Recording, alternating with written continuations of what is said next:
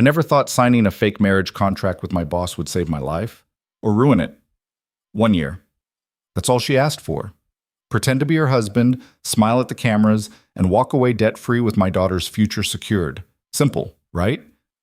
Except nothing about Aria Blake was simple.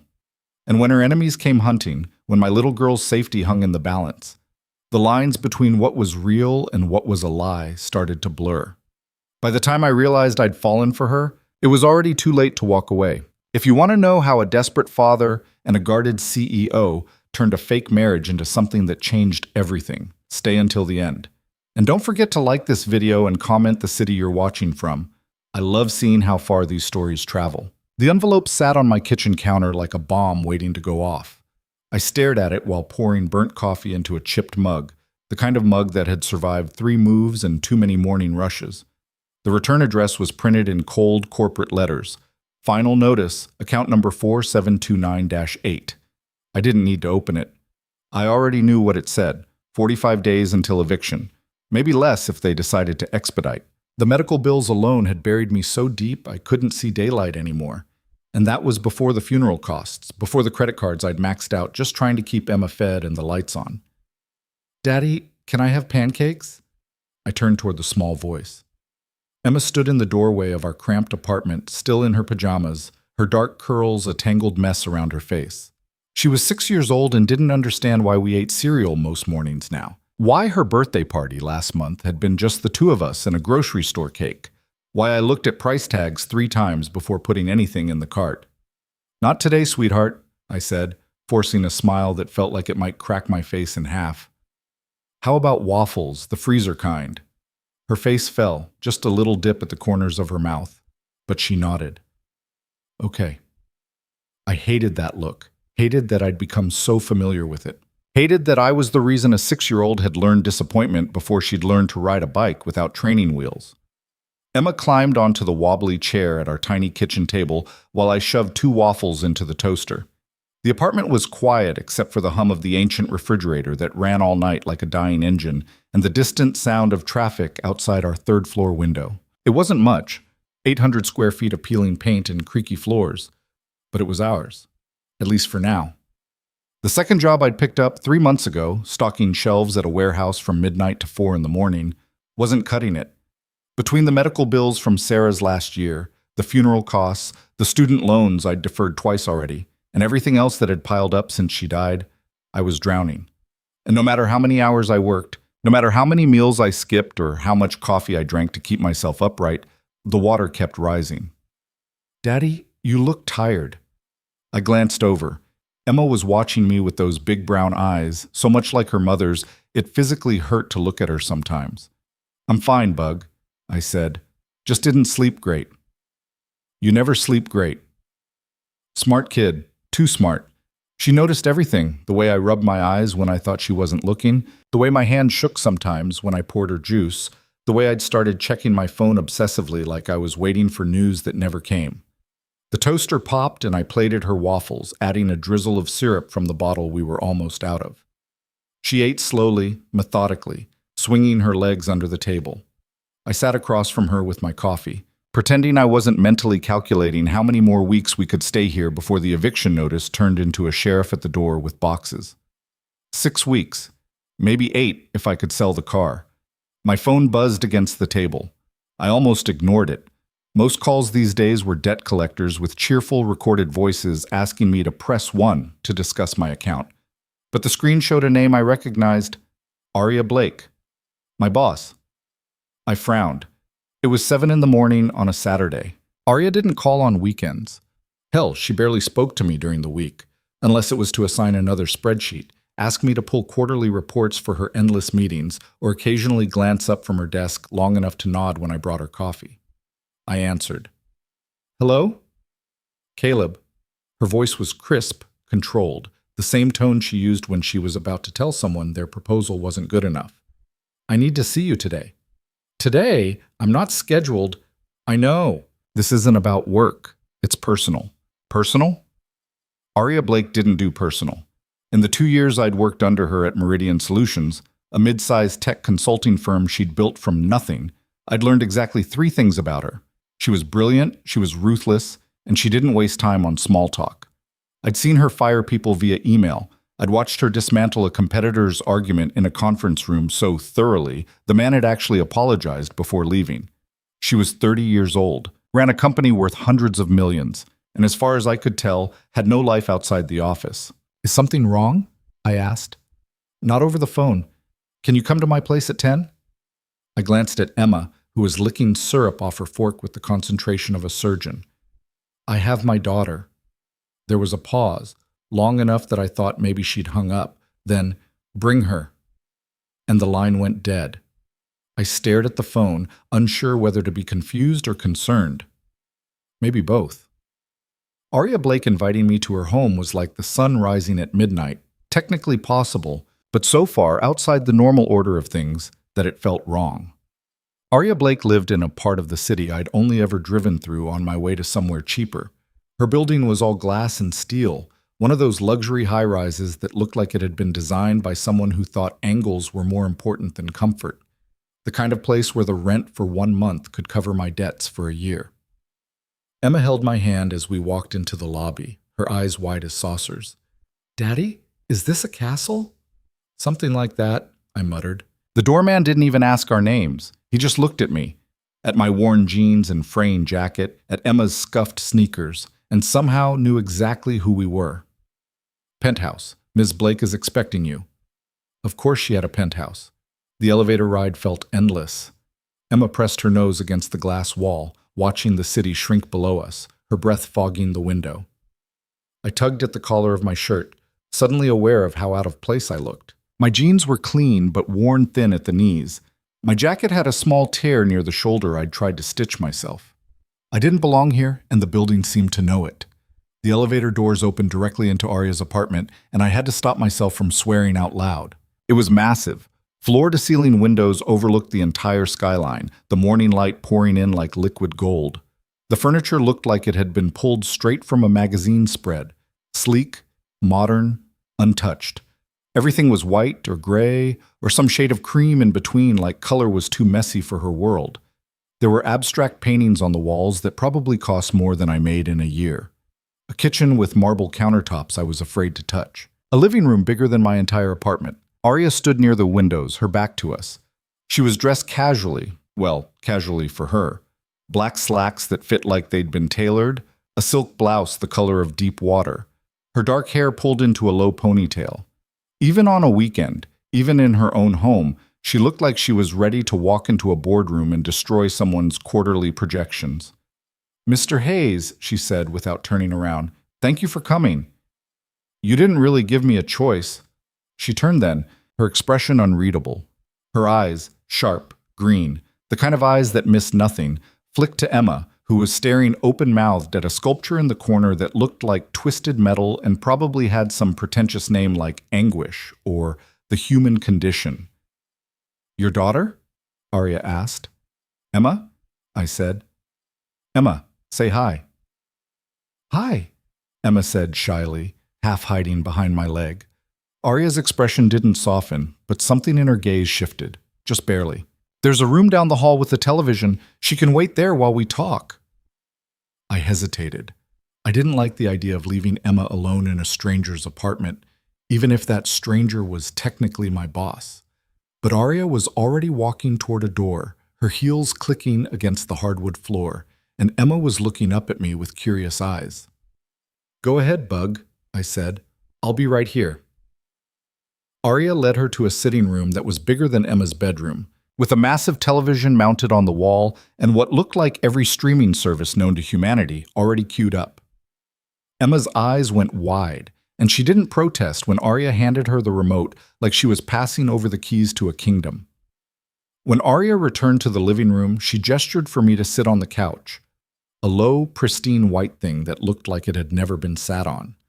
I did, though it felt wrong, like I was going to leave fingerprints on something priceless. She sat across from me in a matching chair, her posture perfect, her hands folded neatly in her lap.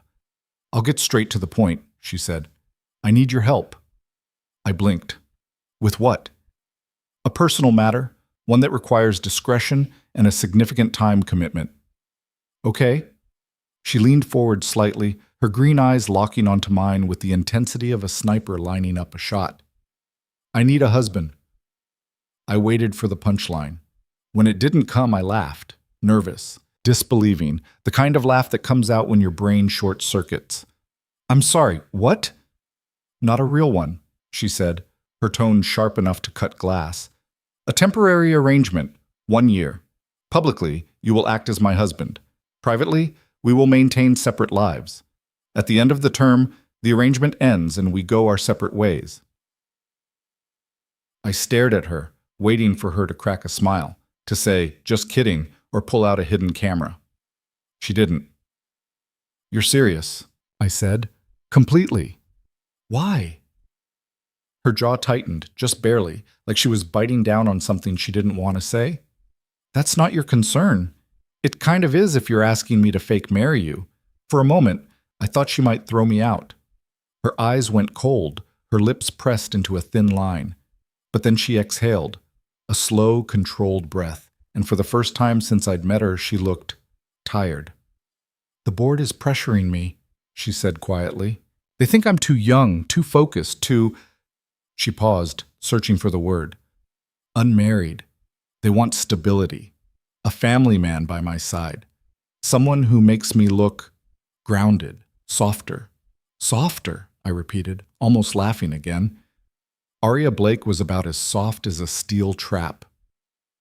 I've built this company from the ground up, she said, and now her voice was hardening again, sharpening back into the blade I was used to.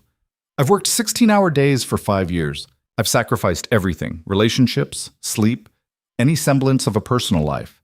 And now I'm being told that none of it matters because I don't have a ring on my finger and a husband to smile at during company events. So you want me to pretend to be your husband so you can keep your job? I said slowly. Yes. Why me? She tilted her head, studying me like I was a balance sheet she was trying to reconcile. Because you're dependable, quiet. You won't ask for more than you're owed. You're good at your job, you keep your head down, and you don't get involved in office politics. She paused. And because you're desperate. The words hit like a punch to the gut, but I couldn't argue. She wasn't wrong. What's in it for me? I asked. Your debts, she said simply. All of them, paid in full. Medical bills, funeral costs, credit cards, everything. Plus a stipend for the year to cover your living expenses and your daughter's needs. When the year is over, you'll walk away free and clear. My mouth went dry. How much are we talking? She named a number. I almost fell off the couch. I couldn't finish the sentence. My brain had stopped working. The number she'd just said was more money than I'd seen in my entire life. More than enough to wipe out every debt, every late notice, every sleepless night spent staring at the ceiling wondering how I was going to feed my kid. Enough to give your daughter the life she deserves, Aria said, watching me carefully. Enough to stop drowning. I looked toward the hallway, where I could hear the faint sound of cartoon voices and Emma's soft laughter. My little girl, who deserved birthday parties with more than 2 people, who deserved a home that didn't smell like mildew, who deserved a father who wasn't falling apart at the seams. 1 year, I said slowly, testing the words. 1 year. And then it's over. Completely. We sign a contract. Everything is outlined. Where you'll live, how we'll present ourselves publicly, what happens if either of us violates the terms. It's a business arrangement, nothing more. I should have said no, should have stood up, taken Emma's hand, and walked out of that apartment and never looked back. But desperation makes you do stupid things, and I was so desperate I could barely breathe. Okay, I said, I'll do it. Aria's expression didn't change, but I saw the faintest flicker of relief in her eyes. Just for a second. Then it was gone, replaced by the cool, controlled mask she always wore. Good, she said. We start Monday. I'll have my lawyer draw up the paperwork. The next few days passed in a blur of paperwork, logistics, and the slow creeping realization that I'd just agreed to something completely insane. Aria had everything planned out with the precision of a military operation. On Sunday afternoon, a lawyer showed up at my apartment, a sharp-eyed woman in a suit that probably cost more than my rent, and walked me through a contract that was 30 pages long. It outlined everything. Where I would live, Arya's penthouse, how we would present ourselves in public, affectionate but not overly so, believable but not theatrical. What our routines would look like, shared meals, coordinated schedules, carefully curated social media posts. What happened if either of us violated the terms? Financial penalties that made my stomach turn. There were clauses about confidentiality, about what would happen if the press found out, about Emma's privacy and safety. There was even a section about physical boundaries, no intimacy beyond what was necessary for appearances. Hand-holding, maybe a kiss on the cheek for photos. Nothing more. It was cold, clinical, exactly what I should have expected from someone like Arya Blake. I signed it anyway. On Monday morning, I packed up what little Emma and I owned. Our clothes, her toys, a few books, the photo album from Sarah's funeral that I couldn't bring myself to look at, and loaded it all into my beat-up car. Emma bounced in her seat the whole drive, asking 100 questions about our new house and whether she'd have her own room and if there would be a pool. "There's no pool, bug," I said, though honestly I had no idea. For all I knew, Arya had an Olympic-sized pool on her roof. When we pulled up to the building, the doorman helped us unload. He didn't ask questions, didn't raise an eyebrow at the mismatched boxes and trash bags. He just smiled at Emma and carried everything up to the penthouse like it was the most normal thing in the world. Arya was waiting when we arrived. She'd converted one of the spare bedrooms into a space for Emma, painted soft lavender, filled with new furniture, toys still in their packaging, and a bed that looked like it belonged in a fairy tale. Emma's jaw dropped. "Daddy, is this really mine?" "For now, I said, setting down her small suitcase. "For the next year," Arya corrected, standing in the doorway with her arms crossed. "You can decorate it however you like." Emma looked at her, then at me, then back at the room. And then she did something I didn't expect. She ran over to Arya and hugged her legs. Arya froze. For a second, she looked utterly lost, like she'd been handed a live grenade and had no idea what to do with it. Then, slowly, she put one hand on Emma's head, just for a moment. "Thank you," Emma said, her voice muffled against Arya's slacks. "You're welcome," Arya said quietly. When Emma finally let go and ran back to explore her new room, Arya's mask slipped back into place. She turned to me. "Dinner is at 6. We'll eat together every night. It's important to establish routines." "Right," I said. "Routines?" "Your room is across the hall. You'll have your own space. I've already had your things moved in." I nodded, though the idea of sharing a home with Arya Blake, of waking up every morning in her world, of pretending this was normal, felt surreal. She turned to leave, then paused in the doorway. "And Caleb? Yeah? This only works if we're convincing. Don't forget that." I nodded again, though I wasn't sure what convincing looked like when you were lying to everyone around you. To set, the first public appearance came faster than I expected. Arya had a corporate gala that Friday, some charity event for Meridian's biggest clients and investors, the kind of thing where people wrote 5-figure checks and patted themselves on the back for caring. She'd arranged for a stylist to come to the apartment on Thursday, and by the time they were done with me, I barely recognized the man in the mirror. The suit fit perfectly, charcoal gray, tailored within an inch of its life. The shoes were polished to a mirror shine. My hair was slicked back in a way that made me look like someone who belonged in Arya's world, someone who made 6 figures and knew the difference between a Bordeaux and a Burgundy. Emma watched from the couch, giggling behind her hands. "Daddy, you look like a prince." "I feel ridiculous," I muttered, tugging at the tie that felt like a noose. Arya emerged from her bedroom, and the air left my lungs. She wore a floor-length gown the color of midnight, the fabric clinging to her in ways that should have been illegal.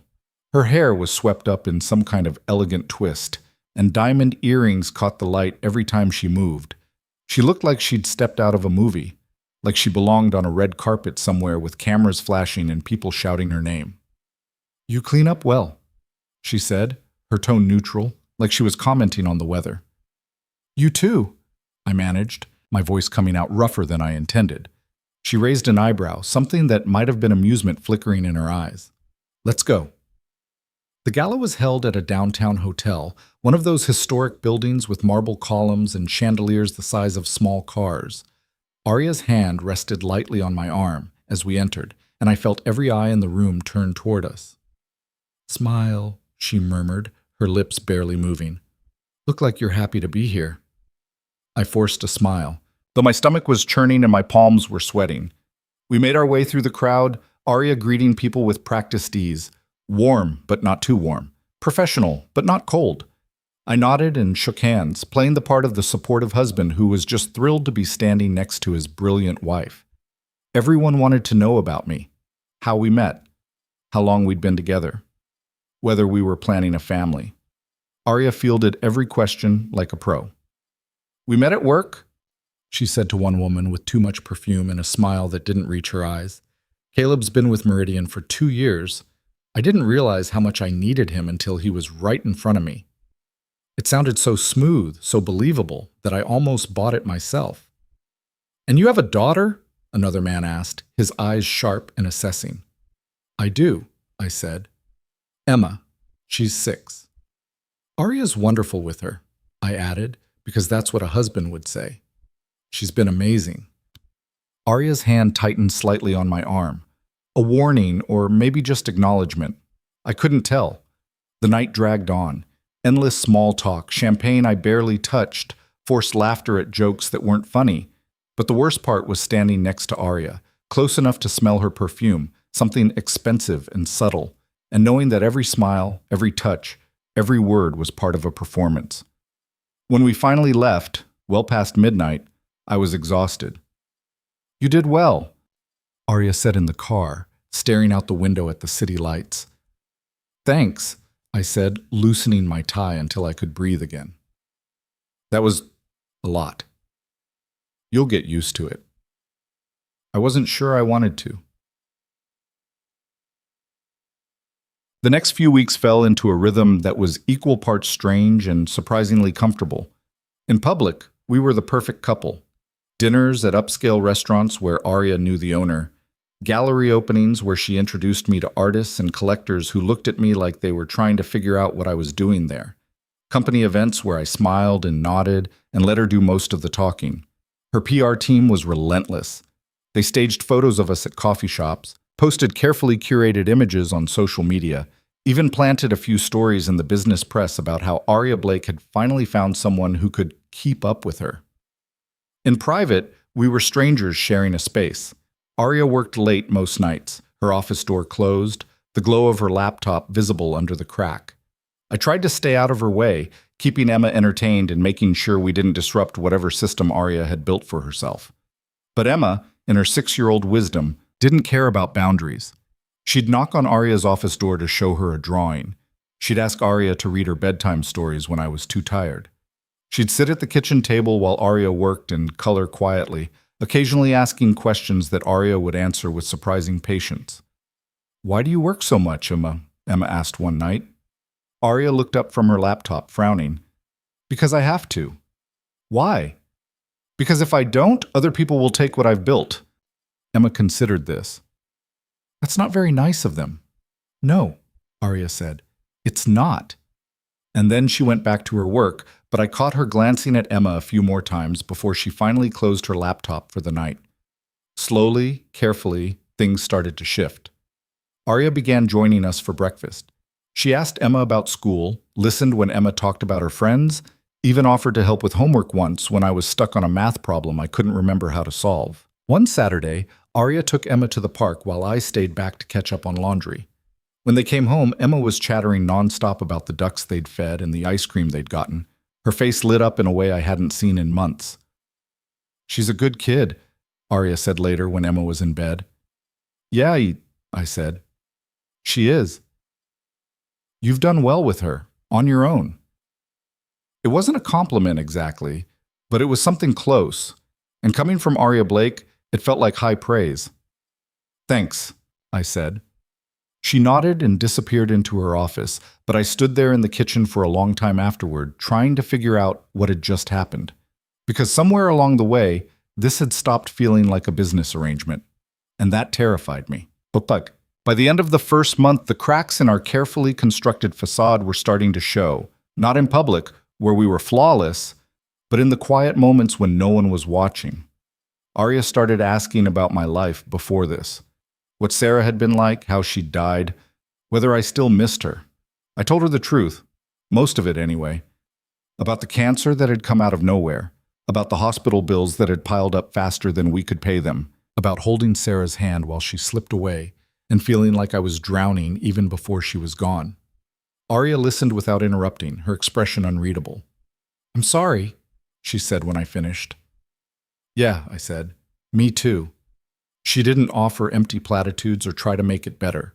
She just sat there with me in the silence, and somehow that was enough. In return, she told me about the board, about the men twice her age who questioned every decision she made, who wanted her to step aside and let someone more experienced take over, about the merger she was fighting for, the one that could either make or break the company. "They don't think I can do it," she said, her voice hard. "They think I'm too young, too aggressive, too female?" I offered. Her lips twitched, almost a smile. "That too." "You'll prove them wrong," I said. "You sound very sure of that." "I've seen you work," I said. "You're the smartest person I've ever met. If anyone can pull this off, it's you." She looked at me then, really looked at me, and something shifted in her eyes, something I couldn't name. "Thank you," she said quietly. And just like that, the distance between us shrunk a little more.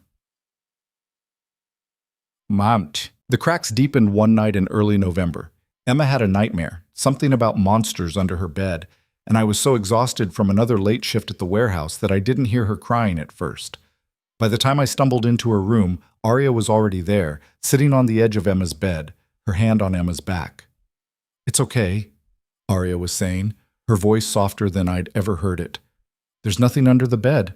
I checked." "Are you sure?" Emma hiccuped. "Positive. And if anything tries to come in here, it'll have to get through me first."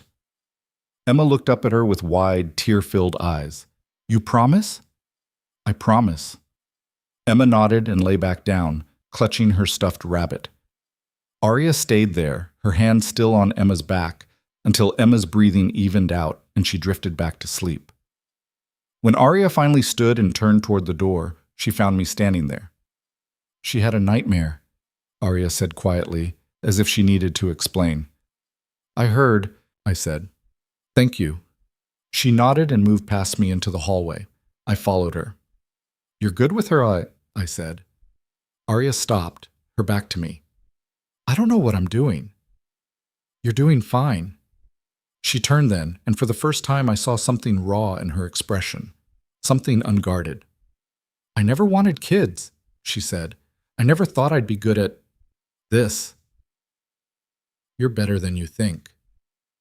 She held my gaze for a long moment, and I felt the air between us shift, thicken, turn into something I didn't know how to name. "Caleb," she said, her voice barely above a whisper. "Yeah?" But she didn't finish, just shook her head and walked away, leaving me standing in the dark hallway, wondering what the hell was happening to us. By the time we hit the 2-month mark, I'd stopped thinking about the contract, stopped counting down the days until the year was over. Because somewhere along the way this had stopped being an arrangement, and I had no idea what it had become instead. The first crack in our public facade came from a man named Richard Castellano. I didn't know who he was at first, just another suit at another company dinner, another handshake in a long line of handshakes. But the way Arya's spine went rigid when she saw him, the way her smile turned sharp and brittle, told me everything I needed to know. This man was trouble. "Arya," he said, his voice smooth as oil. "What a lovely surprise." "Richard." Her tone could have frozen water. "I didn't realize you'd be here." Last-minute addition to the guest list. He turned his attention to me, his eyes assessing, calculating. "And this must be the famous husband." "Caleb Hayes," I said, extending my hand. His grip was too firm, held too long. A power play. "Richard Castellano, Senior VP at Helix Corporation. I've known Arya for years, worked together before she went off to build her little empire." Little empire. The words were designed to wound. It's not so little anymore, I said evenly. Richard's smile didn't reach his eyes. No, I suppose it's not, though one does wonder how long that will last. Arya's hand found mine, her fingers cold. If you'll excuse us, Richard, we were just heading to our table. Of course. We'll catch up later, I'm sure. As we walked away, I felt his eyes on us, tracking our every move. Who is he? I asked quietly. Someone who wants what I have, Arya said, and he's not above destroying me to get it.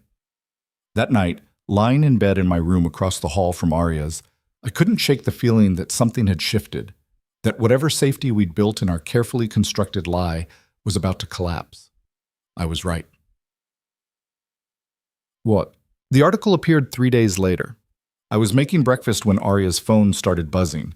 Not the normal buzz of emails and messages, but the relentless, angry buzz of a crisis unfolding in real time. She emerged from her office, still in her pajamas, her face pale. What is it? I asked. She handed me her phone without a word. The headline made my stomach drop. Meridian CEO's mysterious marriage, love story, or corporate strategy.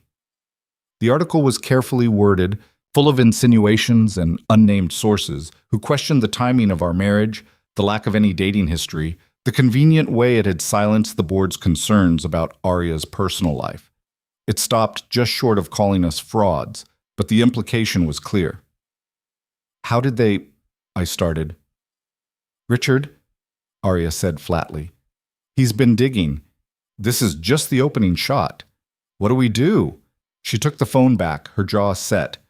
We don't panic. This is speculation, nothing more. As long as we stay consistent, as long as there are no cracks in the story, they have nothing.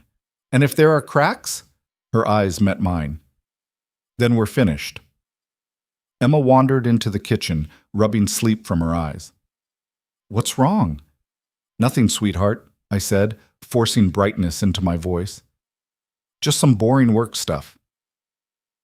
But Arya was already back in her office, her phone pressed to her ear, her voice sharp as she barked orders at her PR team. And I stood there in the kitchen, watching my daughter pour cereal, and wondered what the hell I'd gotten us into. The pressure intensified over the next 2 weeks. More articles appeared, each one slightly bolder than the last. Photos of us at events, analyzed frame by frame for signs of inauthenticity. Interviews with relationship experts who claimed our body language was off. Anonymous tips to gossip sites about how we'd never been seen together before the engagement announcement.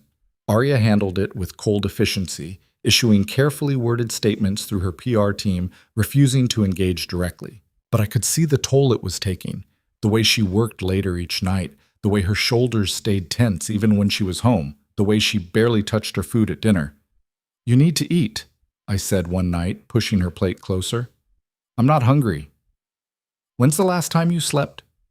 I'll sleep when this is over. Arya, I said I'm fine, Caleb. But she wasn't, and we both knew it. Emma noticed, too. Why is Ms. Arya sad all the time? She asked one night while I tucked her in. She's just stressed about work. Can we make her feel better? I smiled despite everything. We can try, bug.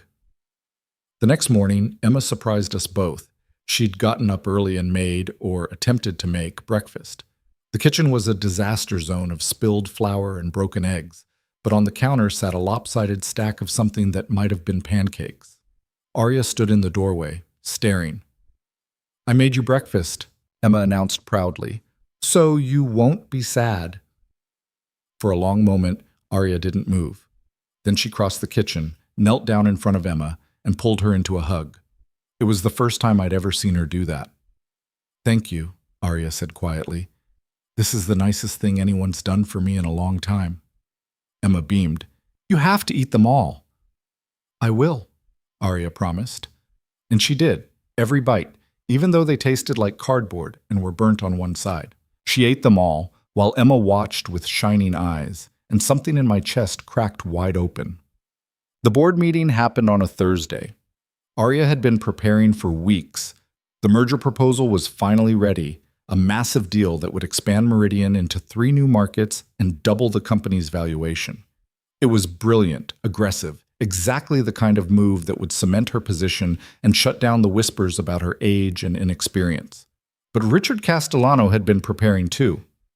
Arya came home that night looking like she'd been through a war. Her carefully styled hair was falling loose, her makeup smudged. She dropped her briefcase by the door and sank onto the couch, without a word. I sat down beside her. What happened? He blocked the vote, she said, her voice hollow.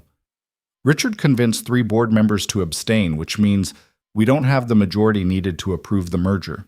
He's calling for a review of the deal, which will take months. By then, the opportunity will be gone. Can you fight it? I don't know. She pressed her palms against her eyes.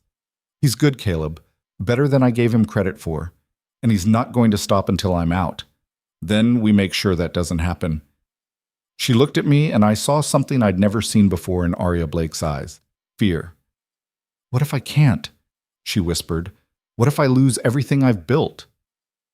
I didn't have an answer. So I did the only thing I could think of. I reached over and took her hand. She stared at our intertwined fingers like she didn't quite understand what was happening. Then, slowly, her grip tightened. We sat there in silence as the sun set outside the windows, painting the city in shades of orange and gold. And for the first time since this whole thing started, it didn't feel like an act. The corporate retreat was Richard's idea. A weekend at a luxury resort 2 hours outside the city, mandatory for all senior leadership and their spouses. Team-building exercises, strategic planning sessions, and most importantly, plenty of opportunities for people to observe Arya and me up close. It's a trap, Arya said flatly when she told me about it. He wants us somewhere we can't control the narrative, somewhere he can watch us every second and wait for us to slip up. So we don't slip up. It's not that simple. We'll be sharing a room, Caleb. We'll be under constant scrutiny for 3 days straight. We've handled worse. She gave me a look that said I had no idea what we were walking into. She was right. The resort was the kind of place that made Arya's penthouse look modest. Sprawling grounds, private beaches, villas that probably cost more per night than most people made in a month. We arrived on a Friday afternoon, and I could feel eyes on us the moment we stepped out of the car. Remember, Arya murmured as we walked toward the main building. We're in love, we're happy, we chose to be here together. Right, I said, sliding my arm around her waist. She stiffened for just a second before relaxing into it. Our villa was beautiful, floor-to-ceiling windows overlooking the ocean, a king-size bed that dominated the room, a bathroom with a tub big enough to swim in. Under different circumstances, it would have been romantic. Under these circumstances, it felt like a prison. I can sleep on the couch, I offered. Arya was unpacking her suitcase with mechanical precision. Don't be ridiculous. The bed is large enough for both of us. We're adults. Arya, it's fine, Caleb. But the way she refused to look at me said it wasn't fine at all. The first event was a cocktail reception on the beach. I wore the suit Arya's stylist had picked out, navy this time, with a white shirt that made me feel like I was playing dress-up. Arya wore a dress the color of deep red wine, her hair loose around her shoulders.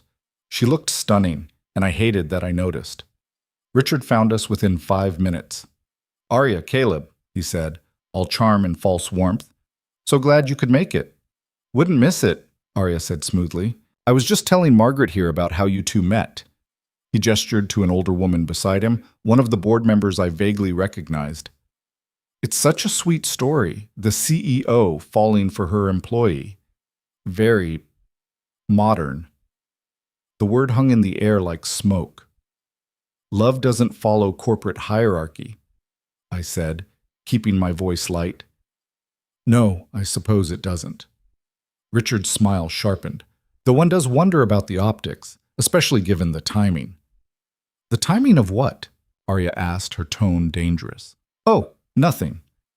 He waved a hand dismissively. Just that your marriage came so soon after the board expressed concerns about your stability, but I'm sure that's just coincidence. Margaret was watching us carefully, her expression unreadable. If you're implying something, Richard, Arya said quietly, I'd appreciate you being direct about it. Not implying anything at all, he said, just making conversation. He walked away, leaving us standing there with Margaret's curious eyes still on us. He's going to be a problem, I said under my breath. He already is, Arya replied. That night, we lay on opposite sides of the enormous bed, a canyon of space between us. I stared at the ceiling, listening to the sound of waves through the open window, hyper-aware of Arya's presence just feet away. She was so still, I thought she might be asleep, but then she spoke. I'm sorry. I turned my head. For what? For dragging you into this, for putting you and Emma in the middle of my mess. I chose to be here. Because you were desperate. Because I gave you no real choice. That's not true. She rolled onto her side, facing me in the darkness. I could just barely make out her features in the moonlight streaming through the window. Isn't it? She asked softly. Be honest, Caleb. If you'd had any other option, would you have agreed to this? I thought about it. Really thought about it. About the medical bills and the eviction notices and the nights I'd lain awake wondering how I was going to feed my daughter. Probably not, I admitted. But that doesn't mean I regret it. You should. Why? Because I'm going to ruin your life, she said, and her voice cracked just a little. Richard won't stop until he destroys me, and when he does, he'll take you down too. Then we make sure he doesn't win. You don't understand what he's capable of. I don't care, I said, and I was surprised by how much I meant it. I'm not walking away, Arya, not from this, not from you. She went very still. Why? Because somewhere along the way, this stopped being about money. Because Emma lights up when you walk in the room. Because I've started looking forward to our dinners together, to the way you tuck your hair behind your ear when you're concentrating, to the rare moments when you actually smile. But I couldn't say any of that. So instead I said, because we made a deal, and I keep my promises. She studied my face for a long moment, and I wondered what she saw there. You're a better man than I deserve, she finally said. You deserve more than you think. She didn't answer, just turned back to stare at the ceiling, and eventually I heard her breathing even out as she fell asleep. I lay awake for hours, listening to her breathe, and tried not to think about what would happen when this year was over, and I had to walk away. The next morning brought a new crisis. I woke to find Arya already dressed, her phone pressed to her ear, her expression thunderous. I don't care what you have to do, she was saying. Find out who leaked it and shut it down. Now. She hung up and saw me watching. What's wrong? I asked. Someone sent photos to the press, she said tightly. From last night, close-ups of us at the reception. Okay, isn't that kind of the point? We're supposed to be seen together. Look at them. She showed me her phone. The photos were professional quality, clearly taken with a telephoto lens. And in every single one, the body language was all wrong. Arya's smile not quite reaching her eyes, my hand on her waist, but my posture stiff, the space between us just slightly too careful. To anyone looking closely, we looked exactly like what we were, two people pretending. Richard, I said, has to be. He's trying to build a case, piece by piece. If he can prove the marriage is fake, he can't, not unless we give him evidence. We just did, Arya said, gesturing at the photos. These will be everywhere by Monday. I grabbed her hand, stopping her pacing. Then we give them something better. What do you mean? I pulled her closer, one hand on her waist, the other cupping her face. We show them what they want to see. Her eyes widened. Caleb, we're supposed to be in love, right? So let's act like it. No more careful distance. No more overthinking every touch. We commit to this completely. That's not what the contract... Forget the contract, like I said. If we're going to sell this, we have to sell it all the way. She stared at me, and I could see her mind working, weighing the risks. Okay, she finally said, but we need rules. What kind of rules? Physical affection in public only. No blurring the lines when we're alone. We maintain boundaries. Agreed. When this is over, we go back to the original plan. I know. Something flickered in her expression. Relief or disappointment, I couldn't tell. Then let's give them a show, she said. We started at breakfast. I held her chair, sat close enough that our knees touched under the table, kept my hand on the small of her back when we got up. Nothing dramatic, nothing that would seem forced, just the small, constant touches of two people who were comfortable with each other.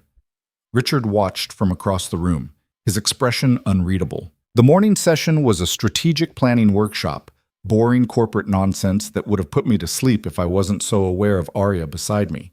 Every time I shifted, our shoulders brushed. When she leaned forward to make a point, I caught the scent of her perfume. During the break, I brought her coffee without being asked. 2 sugars, no cream, I said, handing her the cup. She blinked. How did you know? I pay attention. Something softened in her eyes. Thank you. And just like that, it didn't feel like acting anymore. The afternoon brought team-building exercises that someone clearly thought would be fun, but were actually torture. Trust falls. Partner challenges. A ridiculous obstacle course that required cooperation and communication. Arya and I were paired together, which meant Richard's eyes never left us. Ready? I asked as we approached the first obstacle, a wall we had to get over together. As I'll ever be, Arya muttered. I boosted her up, my hands on her waist, trying to ignore how perfectly she fit against me. She made it over and reached down to help pull me up. For a second, we were face to face, breathing hard, and something electric passed between us. Next one, she said quickly, looking away. We made it through the course, not the fastest, but we didn't fall apart. And when we crossed the finish line, I impulsively picked her up and spun her around. She laughed. Actually laughed, the sound surprised and genuine. When I set her down, she was still smiling, and I realized I'd never seen her look so unguarded. We did it, she said. We make a good team. Her smile faded slightly, and I saw something complicated move through her eyes. Yeah, we do. Richard appeared beside us, clapping slowly. Impressive performance. It wasn't a performance, I said. Of course not. His smile was all teeth. Still, one can't help but notice how practiced you two seem, almost like you've been rehearsing. Arya's hand found mine, her fingers lacing through my own. When you love someone, being with them becomes natural, but I wouldn't expect you to understand that, Richard. Direct hit. His smile tightened. Enjoy the rest of your weekend, he said, and walked away. Arya waited until he was out of earshot. He's not going to let this go. I know. He's going to keep pushing until something breaks. Then we don't break, I said simply. She squeezed my hand and we stood there in the afternoon sun, still holding on long after we needed to. Dinner was a formal affair. Assigned seating, 7 courses, endless toasts. Arya and I were placed at Richard's table, which was obviously deliberate. He spent the entire meal lobbing subtle barbs disguised as friendly conversation. Questions about our wedding that we'd never had. Comments about how quickly we'd moved. Observations about how different our backgrounds were. Arya deflected everyone with grace, but I could see the strain around her eyes. Halfway through the 4th course, I'd had enough. You know what I love about Arya?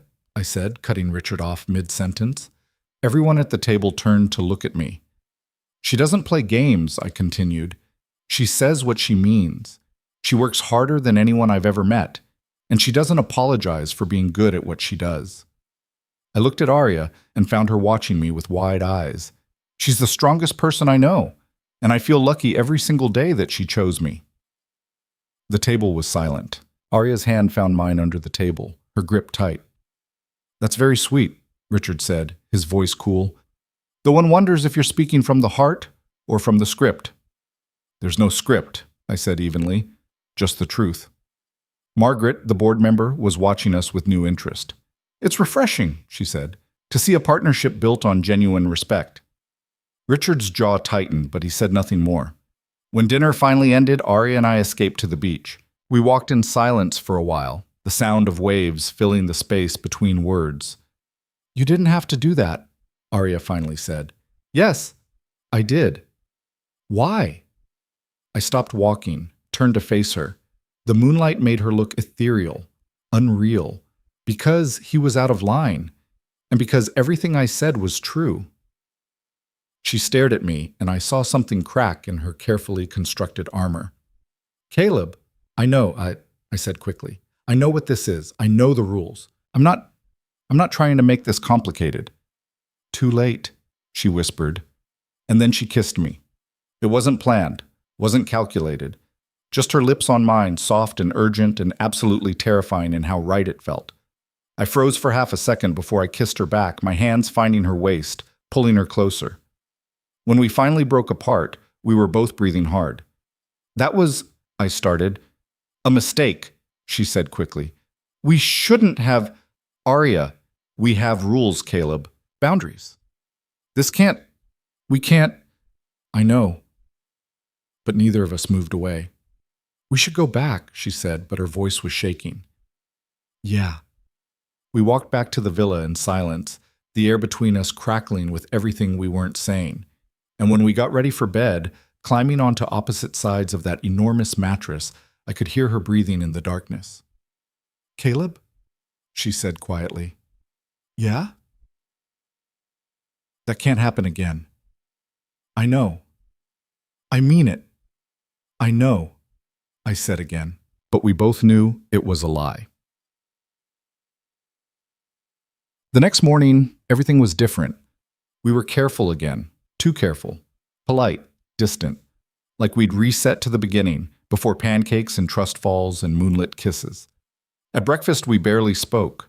During the final team session, we sat on opposite sides of the room, and when it was time to leave, we packed in silence and rode home without saying a word. Emma was waiting when we got back, full of stories about her weekend with the neighbor who'd watched her. She didn't notice the tension, didn't see the way Arya and I moved around each other like magnets with the same poles. That night, after Emma was in bed, I found Arya in her office. We need to talk, I said. There's nothing to talk about. Arya, it was a lapse in judgment, she said, not looking up from her laptop. The pressure of the weekend, the performance we had to maintain, it got confused with reality. It won't happen again. What if I want it to? She finally looked at me, and her eyes were hard. You signed a contract, Caleb. 1 year. That's all this is. Is it? Yes, she said firmly. Because anything else would be... What? Real, human, complicated, she finished. And complication is how people get hurt. Maybe I'm willing to risk it. Well, I'm not, she said, and her voice was ice. I have too much to lose. The board, the company, everything I've built. I can't let it fall apart because I caught feelings for my fake husband. But the words hit like a slap. Is that what this is to you? Just a business deal? That's what we agreed to. I stared at her, at the woman who'd hugged my daughter and eaten burnt pancakes and kissed me like she was drowning and I was air, and I realized she was terrified. Okay, I said quietly, if that's what you want. It is. I turned to leave, then stopped in the doorway. For what it's worth, Arya, I think you're lying, to yourself more than to me. She didn't answer, just turned back to her laptop, her jaw tight, and I walked away, wondering if I'd just made everything worse. The week after the retreat was a special kind of hell. Arya buried herself in work, staying at the office until midnight most nights. When she was home, she avoided me, taking her meals in her office, or eating before I got up. We spoke only when necessary, and always about logistics, Emma's schedule, upcoming events, the next appearance we had to make. The photos from the retreat appeared online exactly as Arya had predicted, but alongside them were new ones, us on the beach, the kiss captured in perfect, damning clarity. The headlines shifted. Instead of questioning our relationship, they celebrated it. Meridian CEO's love story silences critics. Arya Blake proves you can have it all. Richard Castellano went quiet, and the board, at their next meeting, approved the merger. Arya came home that night looking exhausted and triumphant in equal measure. I was in the kitchen when she walked in, and for a moment we just looked at each other. Congratulations, I said. Thank you. You did it. We did it, she corrected softly. The silence stretched between us, heavy with everything we weren't saying. Arya, I started. 9 months left. she said, cutting me off. 9 months, and then you're free. What if I don't want to be free? Her expression shuddered. Don't, Caleb. Please don't make this harder than it already is. Why? Because you might actually have to admit you feel something? Because I can't. The words burst out of her loud and raw. I can't let myself feel this, Caleb. I can't let myself want something I can't keep. Who says you can't keep it? The contract, the board, the fact that this was always supposed to be temporary. She pressed her hands to her face. I built my entire life around being in control, around not needing anyone. And then you walked in with your daughter and your quiet strength and your burnt coffee. And you made me want things I promised myself I'd never want. My heart was hammering. Like what? She dropped her hands and I saw tears in her eyes. Like a family. Like someone who sees me and doesn't run. Like a life that's about more than the next deal or the next conquest. Then have it, I said. Have me. Have us. For how long? She asked bitterly. What happens when the year is up and you realize this isn't what you signed up for? When you wake up one day and remember that I'm the reason you had to lie for 12 months, that I'm the reason your life got complicated, you're also the reason I'm not drowning anymore, I said. You're the reason Emma has a home. You're the reason I started to believe things could actually get better. She shook her head. You're confusing gratitude with... I'm not confused, I said, crossing the distance between us. I know exactly what I feel. And I think you do too. She looked up at me and I saw the war playing out behind her eyes. Want and fear, hope and self-preservation. This is a mistake, she whispered. Probably. We have 7 months left on the contract. I know. And after that, we figure it out, I said. Together. For a long moment, she just stared at me. Then, slowly, she nodded. Together, she repeated. And this time when she kissed me, it wasn't a mistake. It was a choice. We didn't tell Emma right away. Not because we were hiding it, but because neither of us knew what to say. How do you explain to a 6-year-old that the arrangement that brought you together had turned into something real? That the lines we'd drawn so carefully had been erased somewhere between burnt pancakes and moonlit kisses? So for a few days, nothing changed on the surface. We still lived in the same penthouse, still attended the same events, still played the part of the perfect couple for anyone watching. Except now, when Arya's hand found mine under the dinner table, it wasn't for show. When I brought her coffee in the morning, she'd kiss my cheek in thanks, soft and quick. And at night, instead of lying on opposite sides of that enormous bed, we'd meet in the middle. It was terrifying and perfect, and so fragile I was afraid to breathe too hard. Emma figured it out anyway. Daddy, she said one morning while Arya was in the shower, are you and Miss Arya boyfriend and girlfriend now? I nearly choked on my coffee. What makes you ask that? You smile more, and she smiles more. And yesterday I saw you hold her hand when you thought I wasn't looking. Smart kid, too smart. Yeah, Bug, I said carefully. Something like that. She considered this, swinging her legs under the table. Good. I like when you're happy. You do? Uh-huh. And I like Miss Arya. She reads good stories and she lets me help her cook even when I make a mess. My chest tightened. I like her too. I know, Emma said, like it was the most obvious thing in the world. Then she went back to her cereal, the matter settled in her mind. If only everything else could be that simple. Okay, Richard Castellano didn't give up. He just changed tactics. The first warning came via email, a message to Arya marked urgent from an address she didn't recognize. I was in her office when she opened it, watching her face go pale as she read. What is it? I asked. She turned the laptop toward me. The email was short, just a single line. Interesting contract. I wonder what the board would think. Attached was a PDF. Our contract. Every clause, every condition, every carefully worded detail of our arrangement laid out in black and white. How did he get this? I asked, my voice tight. I don't know. Arya's hands were shaking. My lawyer swore it was secure. No one had access except us and her. So either your lawyer leaked it or someone hacked her files. Arya closed the laptop, her jaw set. Either way, Richard has it, and if he releases it, we're finished. She nodded, and I saw genuine fear in her eyes. Not for herself, I realized. For me. For Emma. For what this would do to us. We need to get ahead of this, I said. How? If that contract goes public, it proves everything they've suspected. The marriage is fake, the whole thing is a scam. The marriage was fake, I interrupted. It's not anymore. That won't matter to the board or to the press. They'll destroy us, Caleb.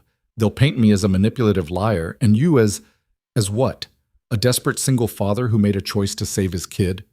I stood up, started pacing. So what? We did what we had to do. And yeah, maybe it started as an arrangement, but somewhere along the way it became real. That's not a lie. Try explaining that to a room full of executives who already think I'm too young to run this company. Then we don't explain, we show them. She looked at me like I was speaking another language. Show them what? That we're not faking it anymore. That whatever this started as, it's real now. We double down, Arya.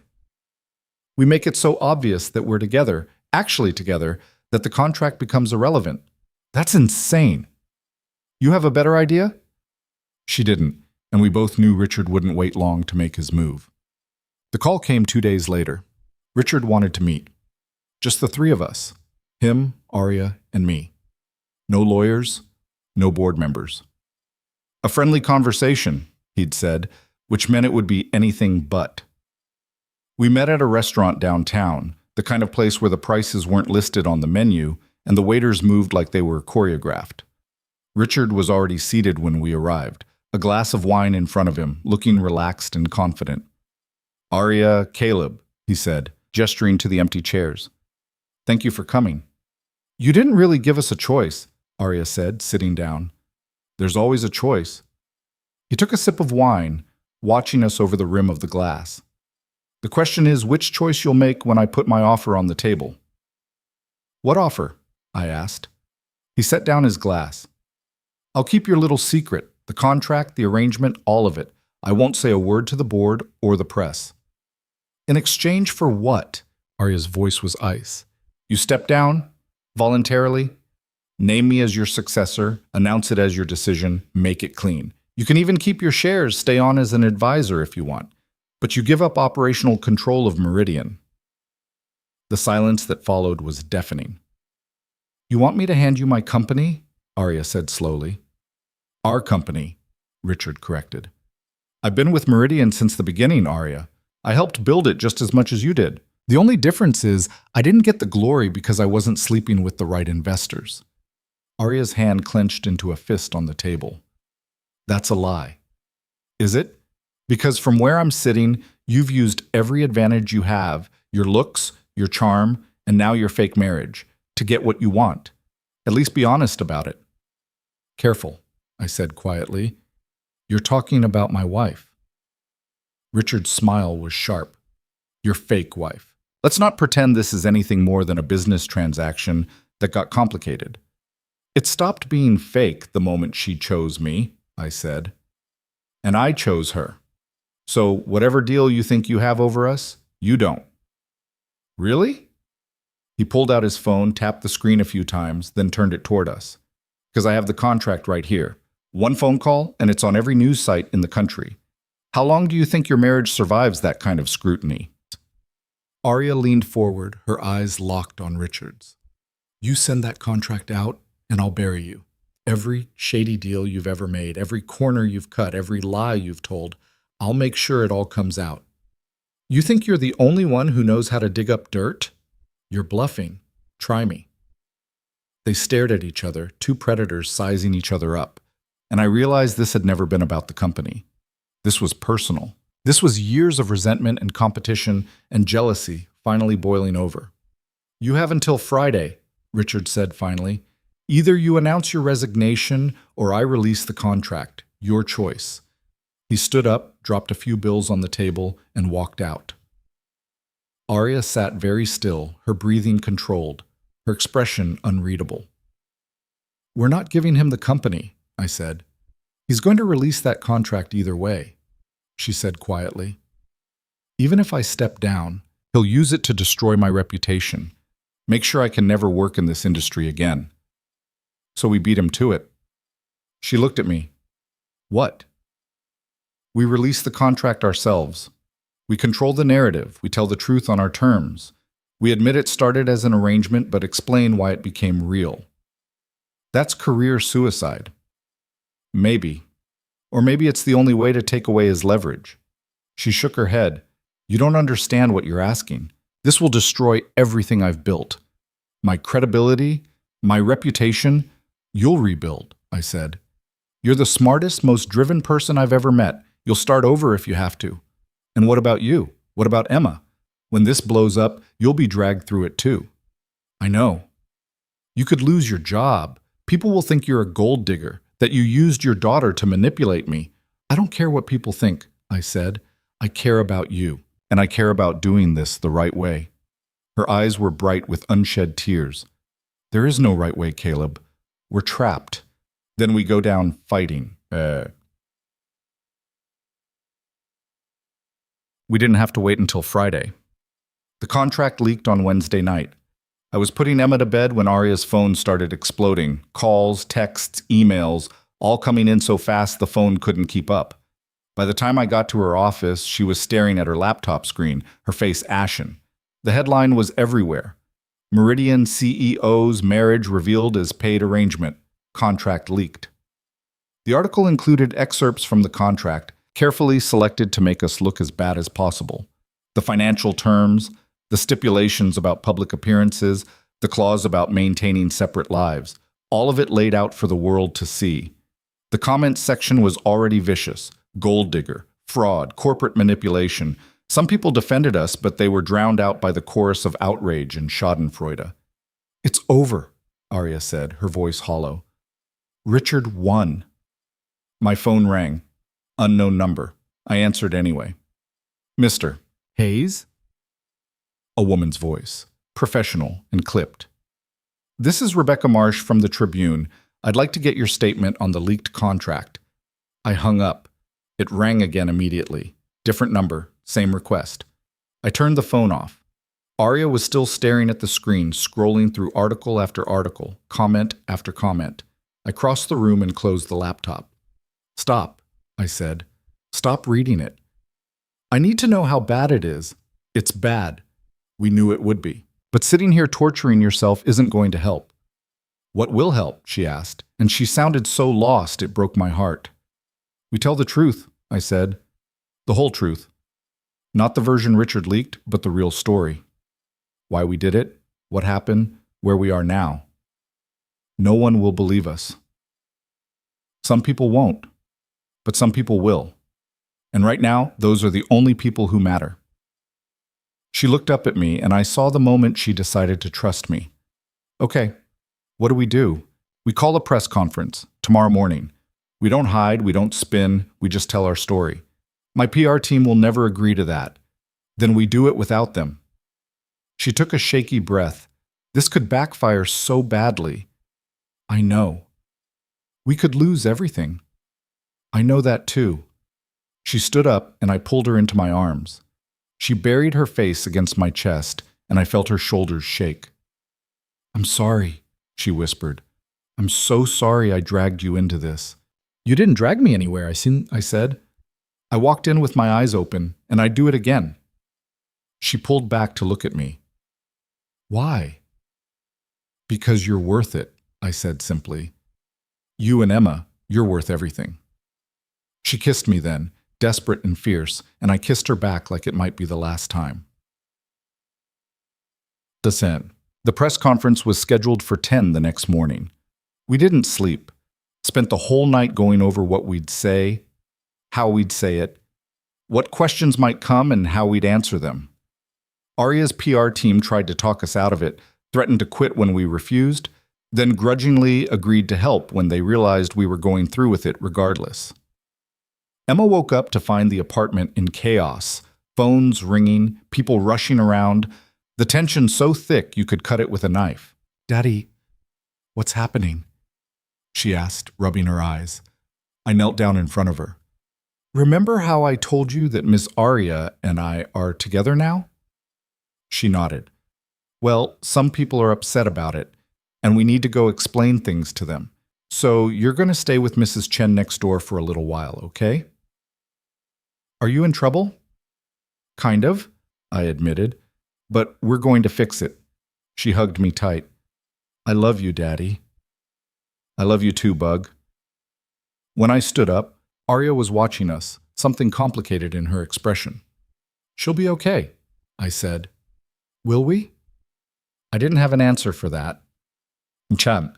The press conference was held in Meridian's main conference room, the same room where Arya had pitched the merger, where she'd fought the board, where she'd built her empire one presentation at a time. Now it was packed with reporters, cameras, microphones. I could feel the hostility in the room, the sharks circling, waiting for blood. Arya stood at the podium, looking composed and professional in a navy suit. I stood beside her, my hand on the small of her back, a silent show of support. "Thank you all for coming," Arya began, her voice steady. "I know there are a lot of questions about the contract that was leaked yesterday. I'm here to answer them." The room erupted, reporters shouting over each other, cameras flashing. Arya waited for the noise to die down before continuing. "Yes, the contract is real. Yes, my marriage to Caleb Hayes began as a business arrangement. The board had concerns about my personal life, about my ability to lead the company while remaining unmarried and childless. They saw it as a lack of stability, a sign that I was too focused on work to be well-rounded. I knew that if I didn't address those concerns, I would lose my position as CEO. She paused, and I saw her hand trembling slightly. I covered it with mine. I approached Caleb with a proposal. She continued, 1 year of pretending to be married in exchange for financial compensation. It was calculated, it was strategic, and yes, it was dishonest. I'm not proud of that, but I was desperate to keep the company I had built, and Caleb was desperate to provide for his daughter. We both made a choice based on circumstances that felt impossible. A reporter stood up. "So you're admitting you defrauded the board?" "I'm admitting I made a decision that was ethically questionable," Arya said. "But I'm also here to tell you that somewhere along the way, the arrangement changed. It stopped being about the contract and started being about something real." "Convenient timing," another reporter called out. "Now that you've been caught." "It's not convenient," I said, stepping forward. "It's the truth. When I agreed to this, I thought it would be simple. Play a part for a year, get paid, walk away. But life doesn't work like that. You can't live with someone, share meals with them, watch them care for your kid without starting to care back." "So when did the fake marriage become real?" someone asked. "I don't know," I admitted. "It wasn't one moment. It was a lot of small moments that added up. It was Arya reading bedtime stories to my daughter even though that wasn't in the contract. It was me bringing her coffee at midnight when she was working herself to exhaustion. It was realizing that when I imagined my future, she was in it." Arya's hand tightened on mine. "Look," I said, "I get that this looks bad. I get that you all think we're liars and manipulators. And maybe we are. But we're also two people who found something real in the middle of something fake. And we're here because we'd rather tell the truth and lose everything than keep lying and lose ourselves." The room went quiet. Then a woman in the front row stood up. I recognized her, Margaret, the board member from the retreat. "Ms. Blake," she said, "what do you expect to happen now?" Arya took a breath. "I expect the board to call for my resignation. I expect to lose the company I built. I expect my reputation to be damaged beyond repair. But I hope that eventually people will see that I'm not just a CEO who made a bad decision. I'm a person who is trying to survive in a system that punishes women for prioritizing their careers, and who found something worth fighting for in the process." Margaret studied her for a long moment. "And if the board votes to remove you?" "Then I'll accept that decision," Arya said quietly. "But I won't apologize for falling in love." The room erupted again, but this time it felt different, less hostile, more uncertain, like maybe, just maybe, some people were starting to understand. The board meeting was scheduled for that afternoon. Arya and I sat in the waiting room outside the conference room, holding hands and not speaking. We'd said everything we needed to say at the press conference. Now it was out of our hands. The door opened. Margaret stood there, her expression unreadable. "We're ready for you, Arya." Arya stood. I started to stand too, but Margaret shook her head. "Just Arya. Board members only." "I'm going with her," I said. "It's okay," Arya said softly. "I need to do this part alone." "Arya," she kissed me, quick and fierce. "Wait for me." And then she walked into the conference room, and the door closed behind her. I sat there for 45 minutes, each minute feeling like an hour. I checked my phone obsessively, paced the hallway, tried not to think about what was happening in that room. Finally, the door opened. Arya walked out, and I couldn't read her expression. "Well?" I asked. "They voted," she said. "And?" 7-5. I'm out. The words hit like a physical blow. "I'm sorry. I'm so sorry." "Wait," she said, and now I saw the hint of a smile. "They voted to censure me, not remove me. I keep my position as CEO, but I'm on probation for a year. Any major decisions have to be approved by the board, and I have to issue a public apology for the deception." I stared at her. "You're still CEO." "Margaret convinced them," Arya said, and now she was fully smiling. She argued that removing me would be admitting that the board's original concerns were justified, that a woman needs to be married to be taken seriously. She said that would open them up to discrimination lawsuits and make the company look archaic. And she pointed out that the merger I negotiated is projected to increase company value by 40%, which is hard to argue with. "So you won." "I survived," she corrected. "There's a difference." I pulled her into my arms, not caring that we were standing in the middle of Meridian's executive floor. "You did more than survive. You told the truth and kept your company. That's not survival, that's winning." She laughed against my chest, the sound shaky with relief. "We won.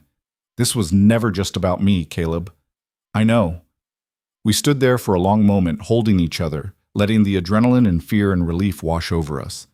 Then Arya's phone buzzed. She pulled it out, read the message, and her expression darkened. "What is it?" I asked. "Richard," she said. "He just resigned, effective immediately." "Resigned?" Margaret forced him out. Turns out he was the one who leaked the contract. She traced the email back to his personal account. The board gave him a choice: resign quietly or be fired publicly for breach of confidentiality. I couldn't help it. I laughed. "So he lost?" "Completely." Arya looked at her phone for another moment, then put it away. "It's over. It's actually over." But even as she said it, I saw the shadow that crossed her face, because we both knew that while the battle with Richard was over, the real challenge was just beginning. We'd told the world our marriage was real. Now we had to figure out if that was actually true. Sat. That night, after Emma was asleep and the apartment was finally quiet, Arya and I sat on the couch with glasses of wine. Neither of us was really drinking. "What happens now?" she asked. "What do you mean?" "The contract expires in 6 months," she said. "We're technically still bound by it until then. But after today, after everything we said, what are we?" "I thought we were together." "We are, I think, but we've never actually talked about it. We went from fake marriage to real relationship without ever defining what that means." I set down my wine. "Okay, let's define it. What do you want?" She was quiet for a long time. "I want this to be real," she finally said. "Not because of the contract or the board or the press, just because we choose it." "I choose it," I said immediately. "You don't have to answer so fast." "Yes, I do. Because I've been choosing you for months now, Arya. Every morning when I make your coffee. Every night when I wait up for you to come home from work. Every time Emma asks about you, and I realize I'm smiling without meaning to. I chose you a long time ago. I'm just glad you're finally choosing me back." Her eyes were bright. I'm terrified. Of what? Of losing you. Of losing this. I've never let myself need someone before. It feels dangerous. It is dangerous, I admitted. Loving someone always is, but it's also worth it. How do you know? Because I loved Sarah, I said, and losing her nearly destroyed me. But I wouldn't trade those years for anything, because the love was real, even if it ended too soon. Arya was quiet for a moment. Do you still love her? Part of me always will, I said honestly. She was my wife, Emma's mother, but that doesn't mean I can't love you too. Love isn't finite, Arya. There's room for both. She nodded slowly. I need you to know something. I've never done this before, the relationship thing. I've had arrangements, transactions, casual things that didn't matter, but I've never let myself actually fall for someone, so I'm probably going to be terrible at this. You're already not terrible, I said. You eat Emma's burnt pancakes. You read her bedtime stories. You make me feel like I matter. You do matter. I know, because you showed me. That's how this works, Arya. We don't have to be perfect. We just have to show up. She leaned against me, her head on my shoulder. Okay, we show up. Together? Together. We sat there in the quiet, the city lights twinkling outside the windows, and for the first time in months, I felt something like peace. The next few weeks were strange. The press attention didn't die down immediately. There were still think pieces being written about our relationship, still commenters on social media who thought we were frauds. But there were also people who defended us, who understood the impossible position Arya had been in, who saw our story as proof that love could come from unexpected places. Emma became something of a celebrity at school, kids asking if her dad was really married to the lady on the news, teachers giving me sympathetic looks when I dropped her off. It's kind of cool, Emma said one day, having a famous family. We're not famous, Bug. Ms. Johnson said we are. She showed the class a news story about you and Ms. Arya. I made a mental note to have a conversation with Ms. Johnson about appropriate classroom topics. At work, things were complicated. Half the company thought Arya was a hero for standing up to the board. The other half thought she'd embarrassed them all. But slowly, the focus shifted back to the actual work. The merger, the new markets, the growth that was happening regardless of personal drama. Arya threw herself into proving she deserved her second chance. 18-hour days, back-to-back meetings, constant travel to oversee the expansion.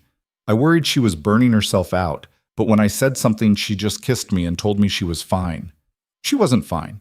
I could see it in the dark circles under her eyes, the way her hands shook sometimes when she thought I wasn't looking, the nightmares that woke her up at 2 a.m.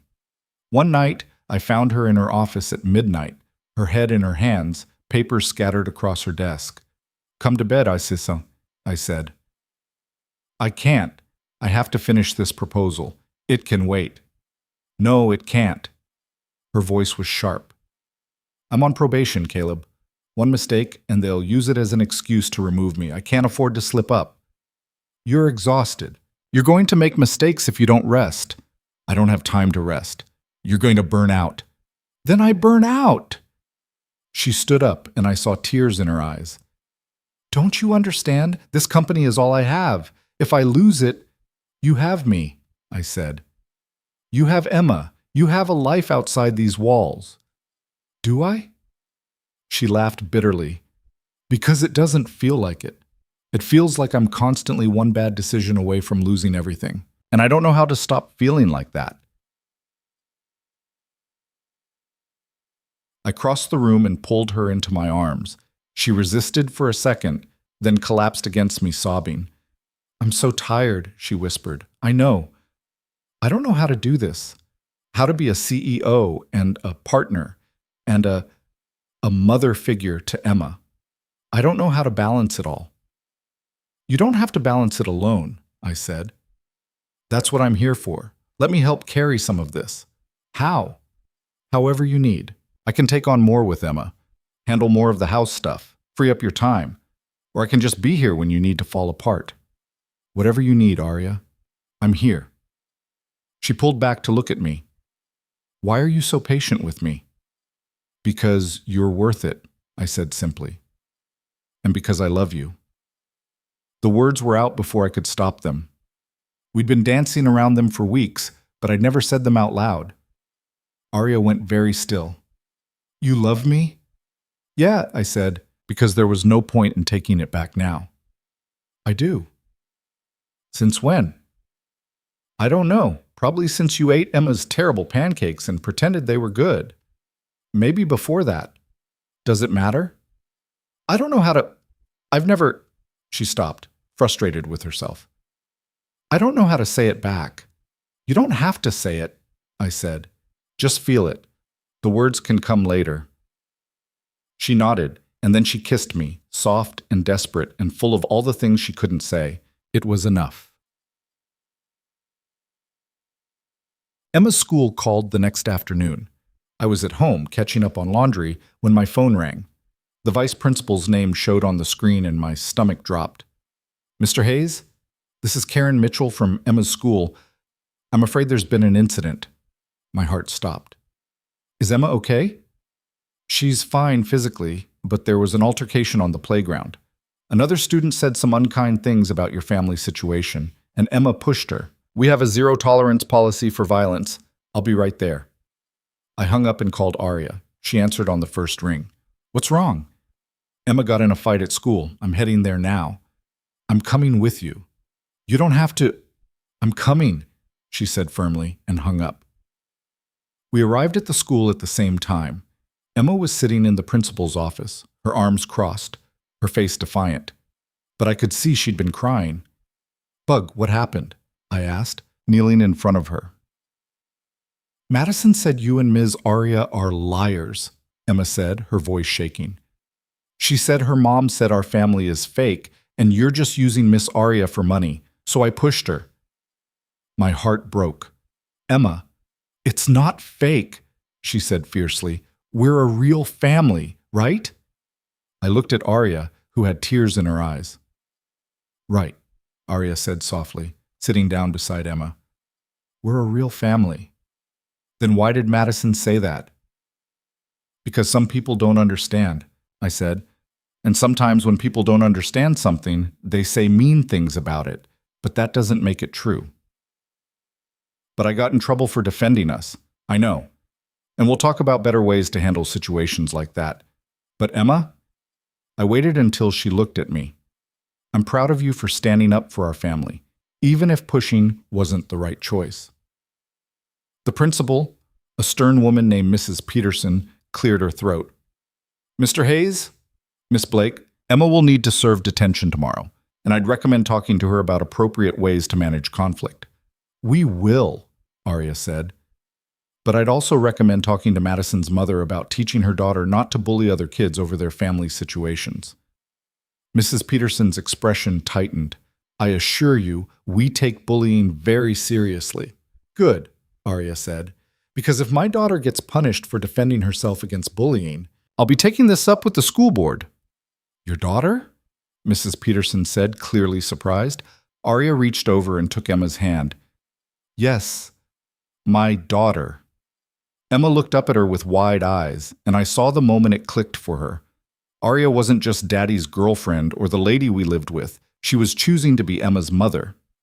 Mrs. Peterson backed down. I'll speak with Madison's parents. In the meantime, Emma, you'll still need to serve detention for the physical altercation. Emma nodded, and we left the office. In the car, Emma was quiet. Then, softly, she said, Miss Arya, did you mean it about me being your daughter? Arya turned around in the passenger seat. I meant it, if you want me to be. I want you to be, Emma said immediately. Can I call you Mom? I saw Arya's breath catch. If you want to. Okay, Mom, Emma said, testing it out. And then she smiled. Arya was crying now, tears streaming down her face. I reached over and squeezed her hand. We're a family, Emma said matter-of-factly. A real one. Yeah, Bug, I said, my own voice rough. We are. That night, Emma called Arya Mom 17 times before bed, like she was testing out the word to make sure it was real. Each time she said it, I watched Arya's face light up in a way I'd never seen before, like she was discovering something about herself she hadn't known existed. After we finally got Emma to sleep, Arya and I collapsed onto the couch. She was still wiping tears from her eyes. I wasn't expecting that, she said. Emma asking to call you mom? Any of it. The school, the fight, She stopped, her voice breaking. I've spent my whole life thinking I didn't want kids, that I wasn't built for it. And then this 6-year-old looks at me and says, Mom, like it's the most natural thing in the world, and suddenly I can't imagine my life without her in it. I pulled her closer. She loves you, you know that, right? I'm starting to, Arya said quietly, but it terrifies me. What if I mess this up? What if I'm not good enough at being a mother? You're already good enough. You show up, you care. That's all Emma needs. Is it all you need? I turned to look at her. What do you mean? She sat up, pulling away slightly. The contract expires in less than 5 months, Caleb. And after today, after Emma calling me mom and us standing there in that principal's office like a real family, I need to know if that's what you want, really want. Not because you're grateful or because it's convenient, but because you actually see a future with me. I told you I love you. I know, but love and forever aren't always the same thing. She twisted her hands together. I need to know if you're staying because you want to or because you feel obligated. There's no obligation anymore, I said. The contract is just paper at this point. We could tear it up right now and nothing would change. Wouldn't it? I took her hands, stilling them. What are you really asking me? She looked at me with those green eyes that had seen too much, fought too hard. I'm asking if you're going to wake up one day and realize you settled, that you chose me because I was there, because it was easier than starting over, because Emma got attached and you didn't want to break her heart. I'm asking if I'm enough. You're more than enough, I said fiercely. You're brilliant and driven and you fight for what matters. You learned to make pancakes even though you'd never cooked before, because Emma asked you to. You stood up to your entire board to keep your integrity. You called Emma your daughter today without hesitation. You're everything, Arya. And if you can't see that, then I'll spend the rest of my life showing you. She was crying again. The rest of your life? However long you'll have me. That's a long time. Good, I said. I'm not going anywhere. She kissed me then, and it tasted like salt and relief and promise. When we finally pulled apart, she rested her forehead against mine. I love you, she whispered. I don't know how to say it right, but I do. I love you and Emma and this weird family we've built. I love coming home to burnt dinners and homework arguments and you falling asleep on the couch because you waited up for me. I love all of it. That's exactly how you say it right, I told her. We sat there for a long time, holding each other while the city lights flickered outside, and I thought about how far we'd come from that first morning in her penthouse when she'd offered me a deal that felt like selling my soul.